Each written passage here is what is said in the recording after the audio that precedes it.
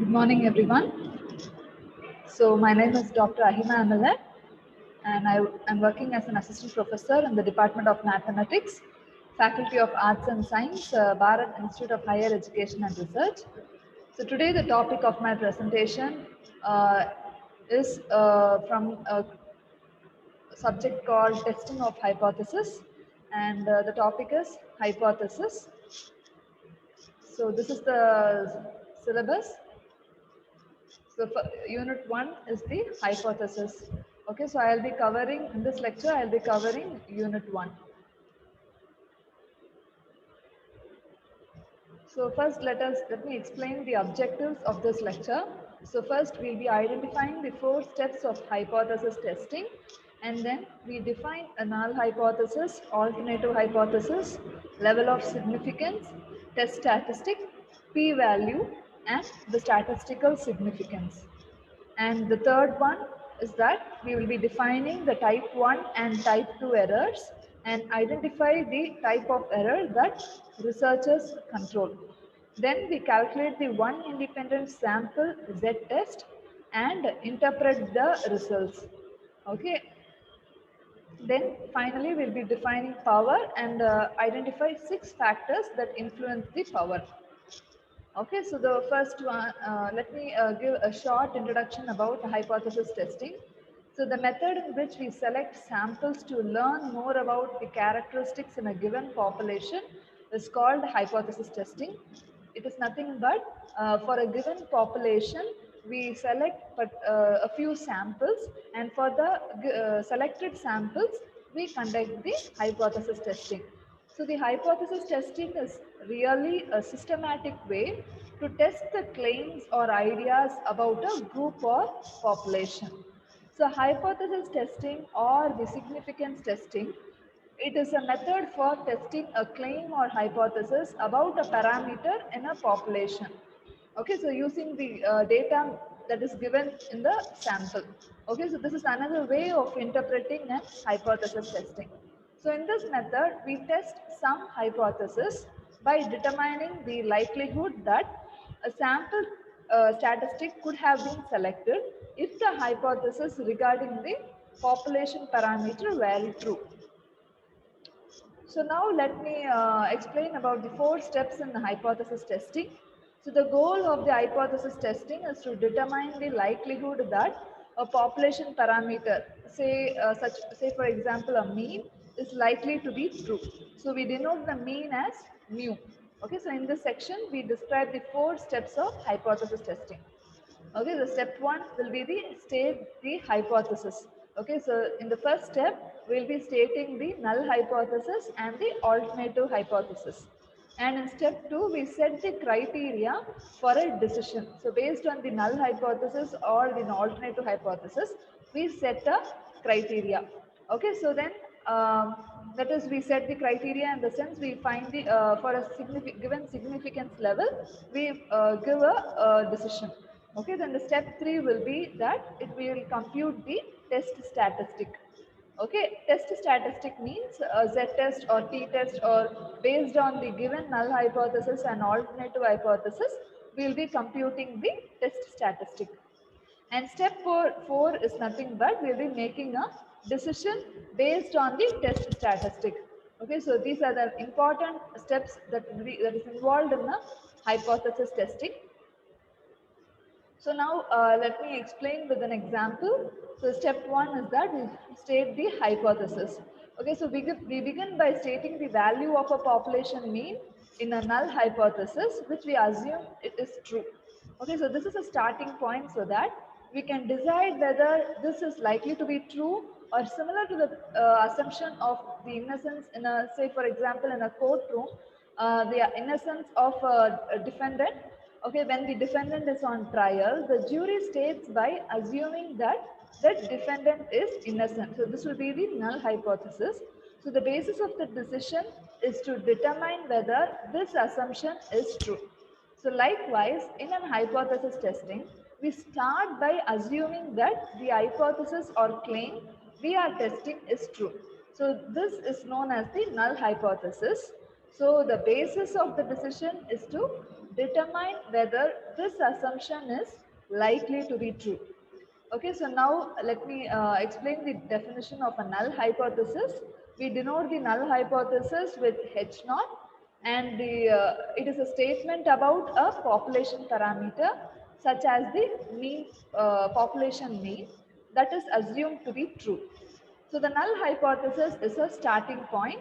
So we will test whether the value stated in the null hypothesis is likely to be true. So we have to keep in mind that the only reason we are testing the null hypothesis is because we think the null hypothesis is wrong. So we state what we think is wrong about the null hypothesis and we call it as an alternative hypothesis. Say, for example, in a courtroom, since the defendant is assumed to be innocent, so we say this is the null hypothesis. So the burden is on the prosecutor to conduct a trial to show the evidence that the defendant is not innocent. So in a similar way, we assume the null hypothesis is true, placing the burden on the researcher to conduct a study to show the evidence that the null hypothesis is not true. Okay, so regardless, we always make a decision about the null hypothesis that is likely or unlikely to be true. Okay, so the alternative hypothesis is needed for step 2. So here I give the definition of an alternative hypothesis. So we denote an alternative hypothesis with H1, and it is a statement that directly contradicts a null hypothesis by stating that the actual value of a population parameter is less than, greater than, or not equal to the value stated in the null hypothesis. So these are the three conditions that we will be specifying in an alternative hypothesis. The alternative hypothesis states what we think is wrong about the null hypothesis. So this alternative hypothesis is very much needed for step 2. Okay, so what we will be doing in step 2, we set the criteria for a decision. Okay, so to set this criteria for a decision, we state the level of significance for a test. As I said earlier, in order to set a criteria, we state the level of significance. So this is similar to the criterion that the jury uses in a criminal trial. Okay, so the jurors or the advocate decides whether the evidence presented shows guilt beyond a reasonable doubt. Okay, the advocate or judge decides whether the evidence presented shows guilt beyond a reasonable doubt. So there we bring this greater than or less than or not equal to equations here. Okay, so likewise, in an hypothesis testing, we collect data to show that the null hypothesis is not true. So based on the likelihood of selecting a sample mean from a population, say for example, the likelihood is said to be the criterion here.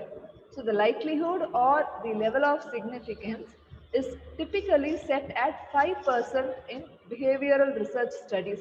So this is the criteria that we set. So at 5% significance level, what will be the value of the test statistics? So this is how we fix the criteria for the given problem. Okay, so when the probability of obtaining a sample mean is less than 5%, if the null hypothesis were true, then we conclude that the sample we selected is too unlikely, and so we reject the null hypothesis. So this is the main point here.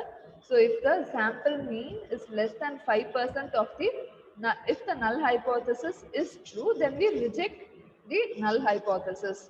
So let me explain the definition of a level of significance. So it is also called as significance level, and this refers to a criterion of a judgment upon which a decision is made regarding the value stated in a null hypothesis. So the criterion is based on the probability of obtaining a statistic measured in a sample if the value stated in the null hypothesis were true. So note that the level of significance in hypothesis testing is the criterion we use to decide whether the value stated in the null hypothesis is likely to be true. Okay, then we move on to the step 3. So here in step 3 we compute the test statistic. Okay, so the test statistic is a mathematical formula that allows the researchers to determine the likelihood of obtaining the sample outcomes if the null hypothesis were true. Okay, so this is the important step here. So the value of this test statistic is used to make a decision regarding the null hypothesis. Okay, in step 4, we make a decision. Okay, so based on the criterion and the test statistic, based on those results, we make a final decision. So we use the value of the test statistic, as I already said, to make a decision about the null hypothesis. So the decision is based on the probability of obtaining a sample mean, given that the value stated in the null hypothesis is true. So in general, there are two decisions that a researcher can make. The first one is that we reject the null hypothesis. When will we reject the null hypothesis?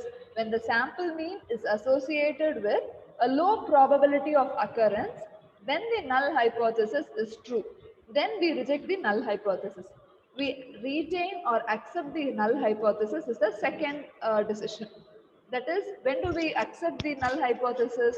When the sample mean is associated with a high probability of occurrence when the null hypothesis is true. So these are the two decisions we can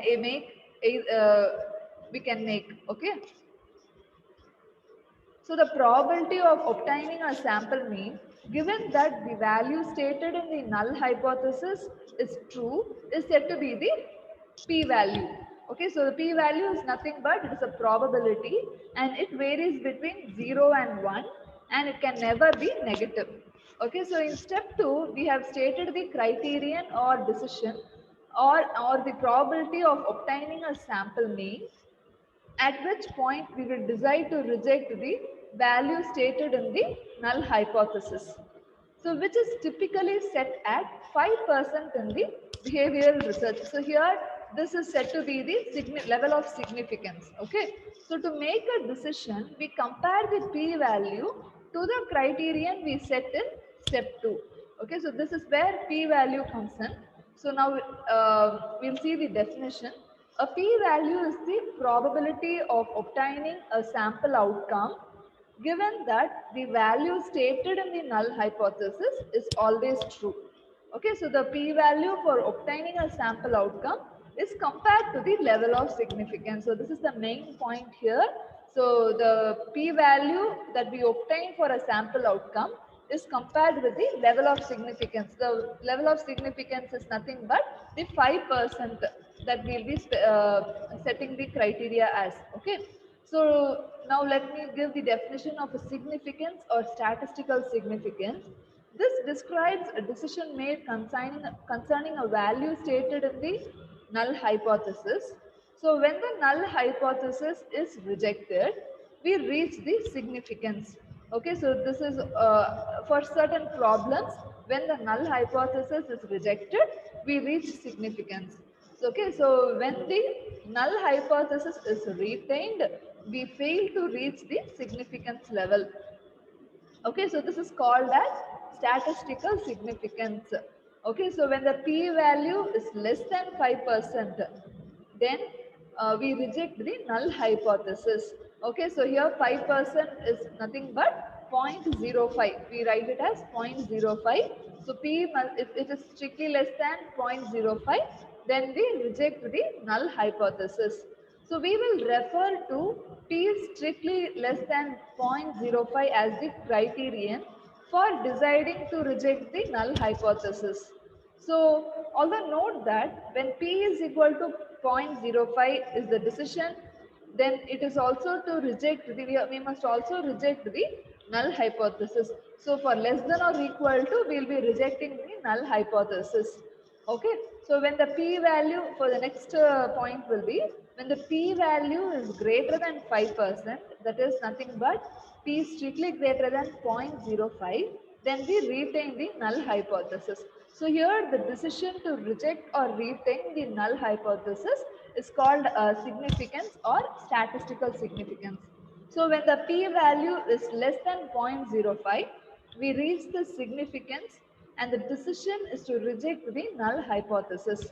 So when the p-value is greater than 0.05, we fail to reach the significance. So the decision is to retain the null hypothesis. Okay, so these are the three conditions that we will be specifying for a significance, statistical significance. Okay, so this is the overall summary of an hypothesis testing.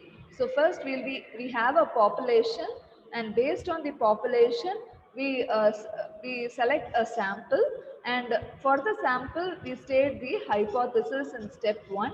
So a researcher states a null hypothesis about a value in the population H naught and an alternative hypothesis that contradicts the null hypothesis. So in step 1 we find the null hypothesis and alternative hypothesis, and in step 2 we set the criteria for a decision, and this criterion is nothing but the level of significance, and based on the given criterion we conduct a study with a sample from the that is selected from the given population. Okay, so a sample is selected from the population and a sample mean is measured. Okay, so then for the third step will be we compute the test statistic. So this will produce a value that can be compared to the criterion that was set before the sample was selected. So to measure the data and compute the test statistic is the third step. And finally, we make a decision if the probability of obtaining a sample mean is less than 5% when the null is true. Okay, so then reject the null hypothesis. If the probability of obtaining a sample mean is greater than 5%, then when the null is true, then we accept the null hypothesis. So this is the outline of the steps involved in the hypothesis testing. So next we move on to the types of error. Okay, so based on the final step, we decide, the last step we decide whether to retain or reject the null hypothesis. Okay, so in this decision making, there are two types of error we'll be looking into. So because we are observing a sample and not an entire population, it is possible that a conclusion may be wrong. So the table below shows that there are 4 decision alternatives regarding the truth and the falsity of the decision we make about a null hypothesis. So the first one is that the decision to retain the null hypothesis could be correct, or the decision to retain the null hypothesis could be incorrect, or the decision to reject the null hypothesis could be correct, or the decision to reject the null hypothesis could be incorrect. Okay, so this is the decision here. So when we have a truth in the population and a decision on the other side. Okay, so if the truth in the population is true and then we retain the null hypothesis, then it is accepted. Then we accept the null hypothesis. If the truth is in the population is true, that is null hypothesis is true, but the decision we took is reject null hypothesis, then we call it as type 1 error and we specify it as alpha. Okay, and if the null hypothesis is false, but we retain the null hypothesis, then it is called a type 2 error. And if the null hypothesis is false and we reject the null hypothesis, then we call it is the decision is correct. Okay, so this is called the power of the given data, power of the statistic. Okay, so 1 minus alpha and 1 minus beta is called the power. Okay, so first let us see the decision to retain the null hypothesis. So when we decide to retain the null hypothesis, we can be correct or incorrect. So there are two possibilities here.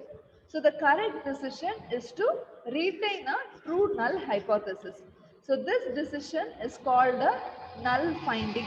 Okay, so this is usually an uninteresting decision because the decision is to retain what we already assumed that the value stated in the null hypothesis is correct.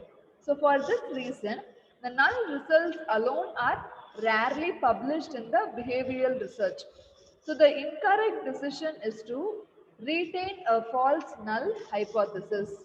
So this decision is an example of a type 2 error or beta error. We call it as beta error. Okay. So with each test we make, there is always some probability that the decision could be a type 2 error. So in this decision, we decide to retain the previous notions of truth that are in fact false. So while it's an error, we still did nothing. We retained the null hypothesis. So we can always go back and conduct more studies. So a type 2 error or beta error is the probability of retaining a null hypothesis that is actually false. Okay, so here the symbol is wrong. It must be beta error. Okay.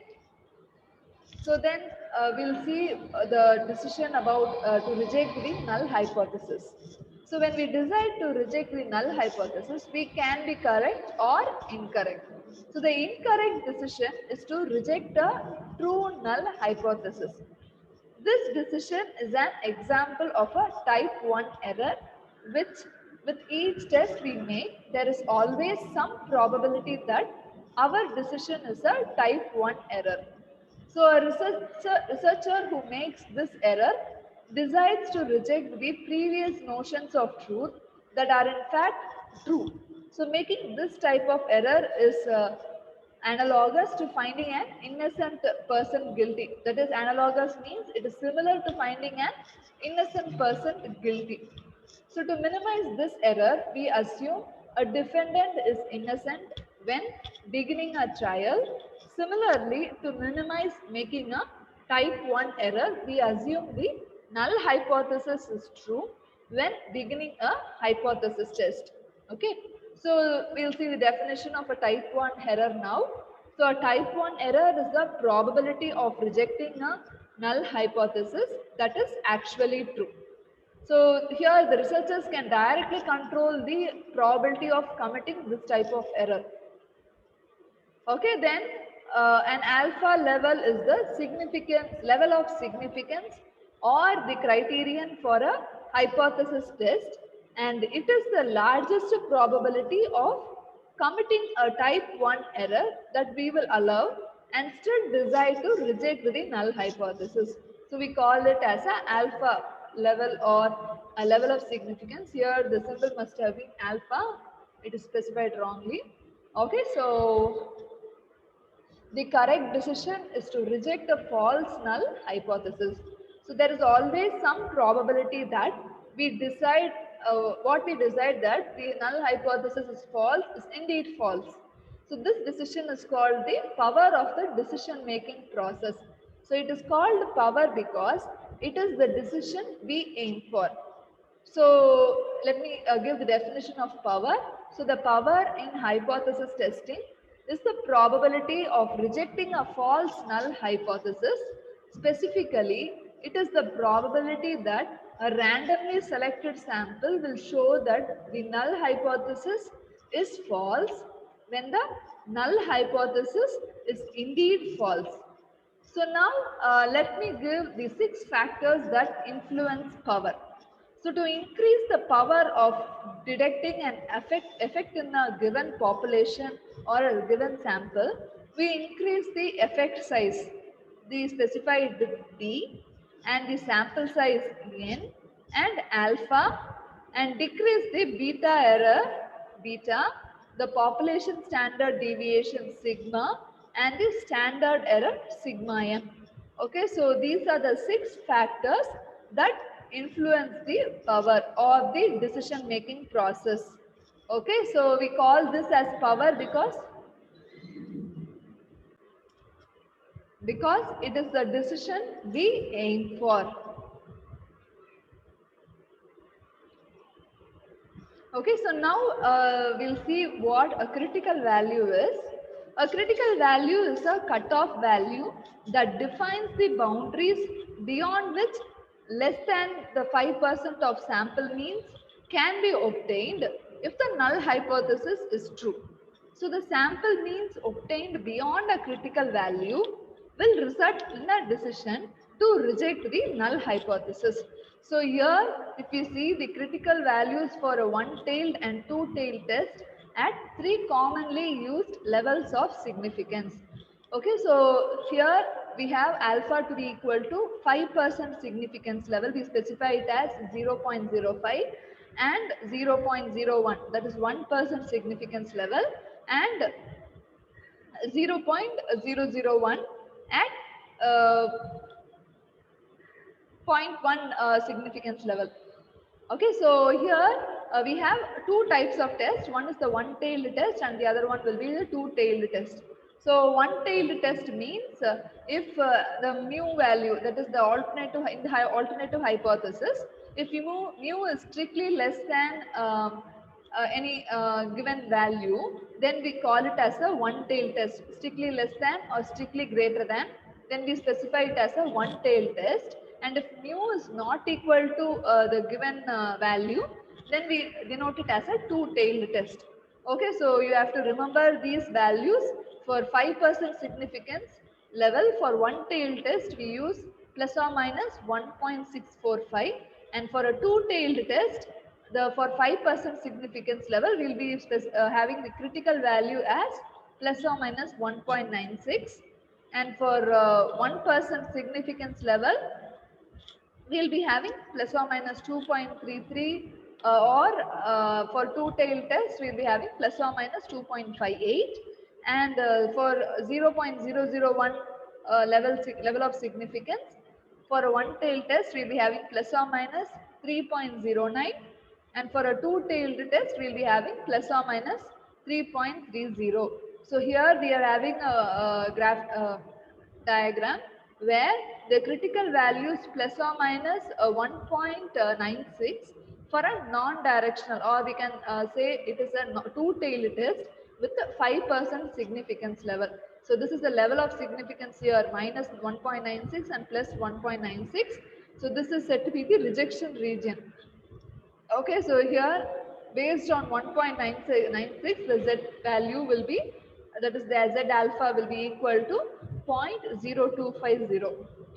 Okay, so how do we get this value is that since this is a two-tailed test, we divide this particular value, that is 0.05 with 2. Okay, so we are having the rejection regions on both sides of the tails. So therefore we get the rejection region to be for alpha is equal to 0.0250 and 0.0250. If we add it, we get 0.05. Okay, so these are the critical values for a two-tailed test. Okay, so to locate the critical values, we use the unit normal table. So this value, that is the alpha to be equal to 0.0250 is listed for a Z score equal to Z is equal to 1.96. So this is the critical value for the upper tail of the standard normal distribution. So since the normal distribution is symmetrical,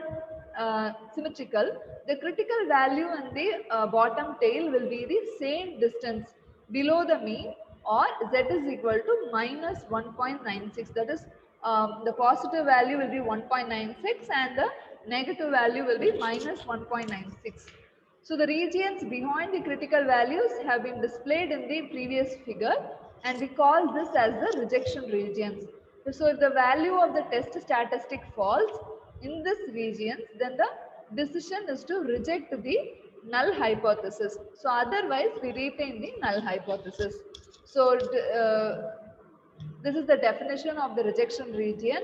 So the rejection region is the region beyond a critical value in a hypothesis test. So when the value of a test statistic is in the rejection region, we decide to reject the null hypothesis. Otherwise, we retain the null hypothesis. So the test statistic for a one independent sample Z test is called the Z statistic. So based on the criterion, we then move on to the test statistic. So here the test statistic that we use is the Z test. So the Z statistic converts any sampling distribution into a standard normal distribution. So it is therefore a Z transformation. Okay, so the solution of the formula gives the number of standard deviation or the z values that a sample mean falls above or below the population mean stated in the null hypothesis. So this is the reason we are using a z test. So we can then compare the value of the z statistic, and this we call as a obtained value. Okay, so to the critical values we have already determined.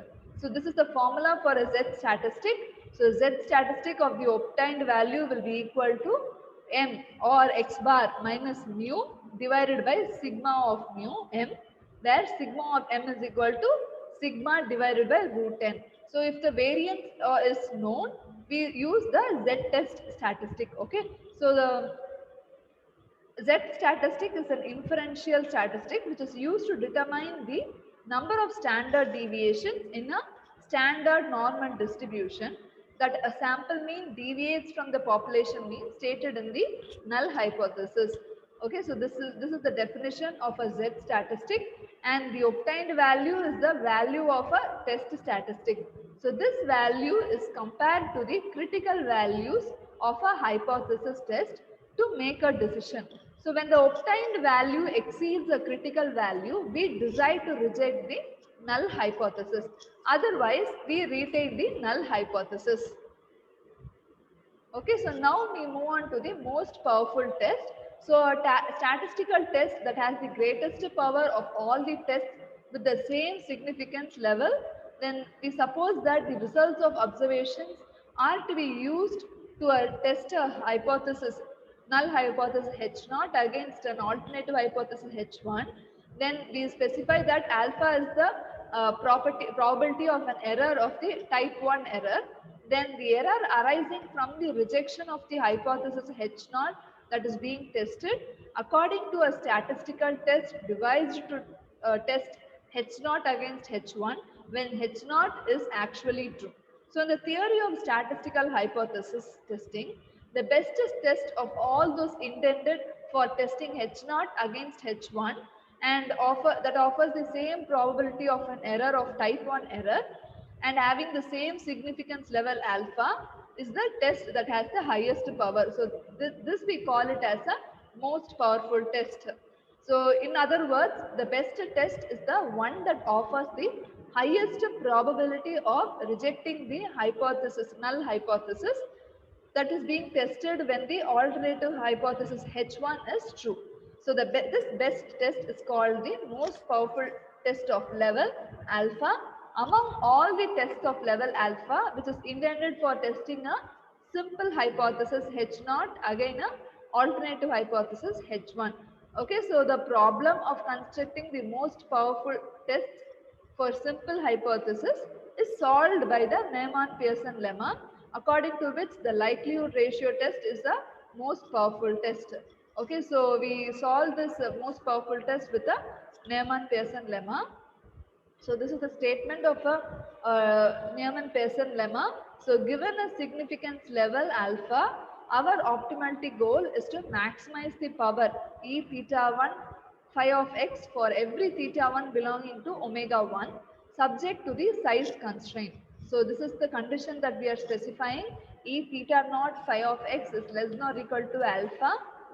Okay, so in many hypothesis testing problems, the goal of simultaneously maximizing the power under alternative hypothesis is not achieved.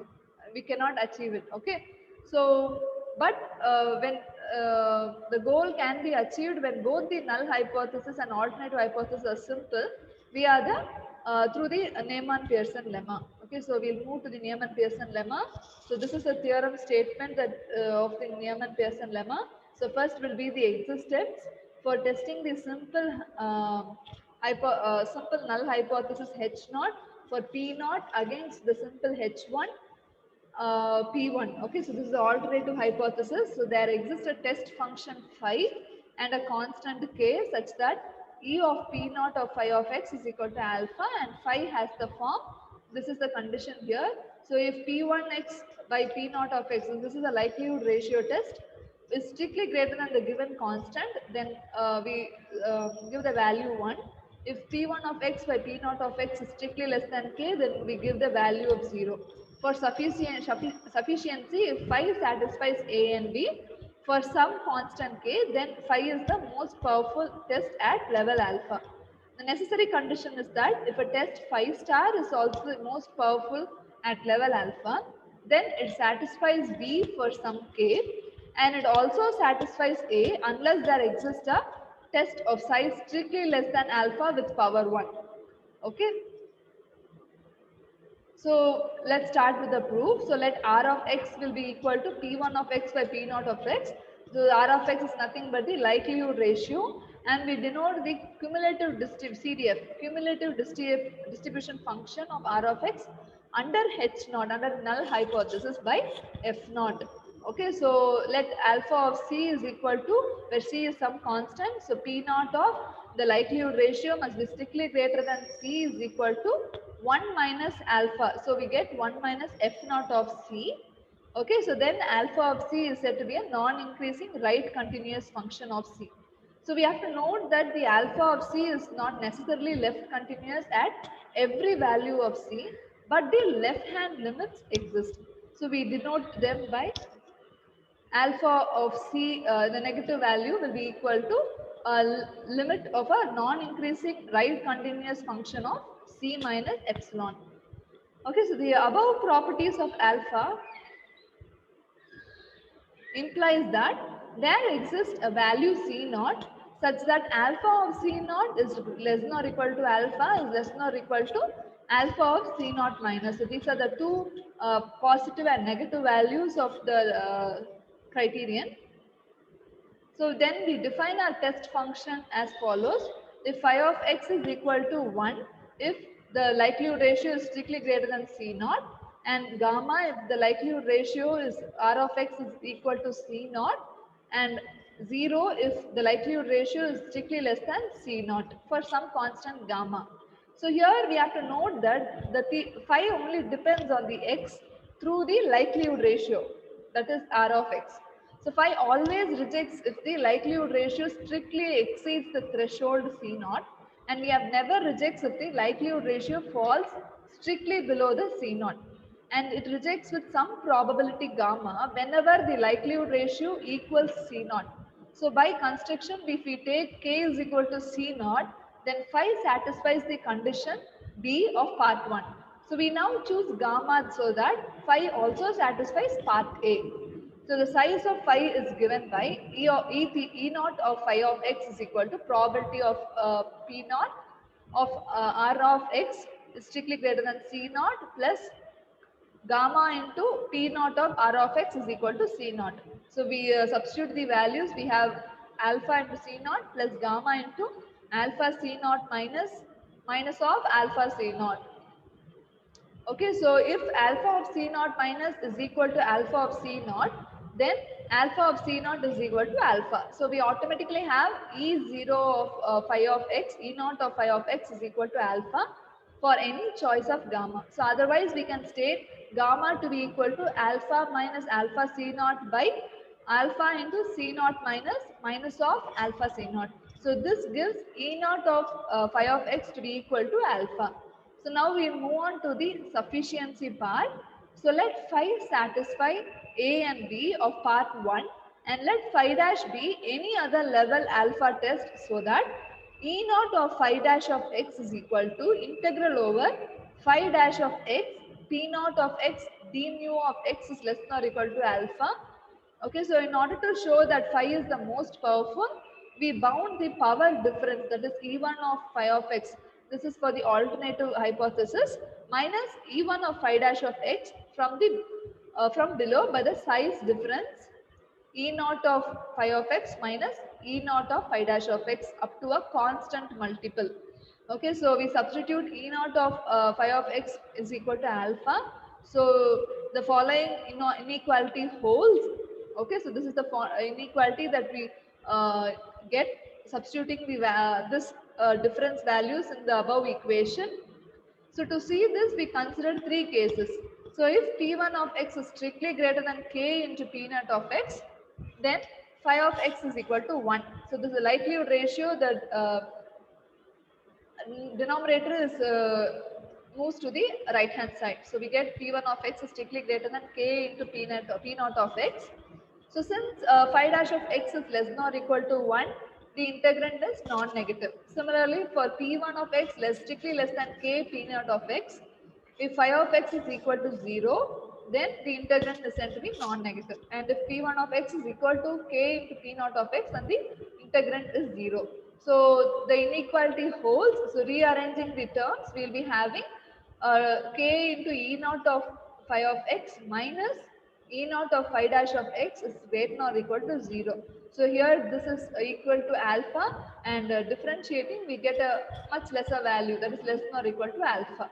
So we conclude that E1 of phi of x is greater than or equal to E1 of phi dash of x. That is, phi is the most powerful at level alpha. Okay, so now we move on to the necessary condition. So suppose phi star is the most powerful at level alpha, and let phi be a likelihood ratio test satisfying A and B of part 1, then we must show that phi star of x is equal to phi of x. Okay, so other than the likelihood ratio, for where mu is almost everywhere continuous, we define these sets S plus is equal to x such that phi of x is strictly greater than phi star of x, and a negative integer to be equal to x such that phi of x is strictly less than phi star of x, then S naught to be equal to x such that phi of x is equal to phi star of x. And this is the condition that we will be specifying.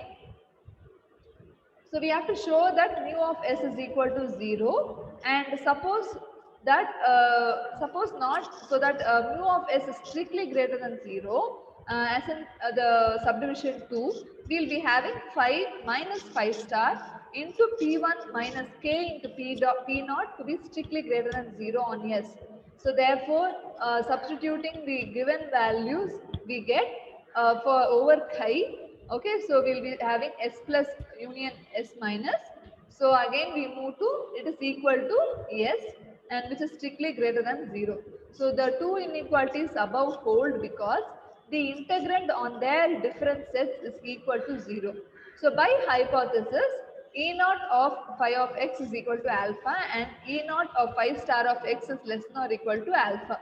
So the previous inequality implies E1 of phi of x minus E1 of phi star of x is strictly greater than E of E naught of phi of x minus E naught of phi star of x greater than or equal to 0.